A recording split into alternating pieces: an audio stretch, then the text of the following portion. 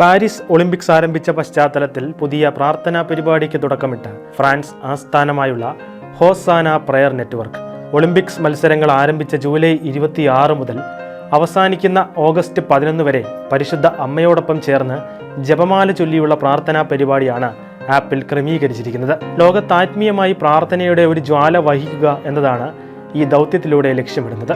അതുകൊണ്ട് തന്നെ English, French, Spanish, Portuguese എന്നിങ്ങനെ 4 ഭാഷകളിലും ആപ്പ് ലഭ്യമാണ്. ആപ്പിൽ രജിസ്റ്റർ ചെയ്തവർ ഓരോ 3 ദിവസത്തിലും വ്യത്യസ്ത ആവശ്യങ്ങൾക്കായി പ്രാർത്ഥിക്കുന്ന രീതിയിലാണ് ഇത് ക്രമീകരിച്ചിരിക്കുന്നത്.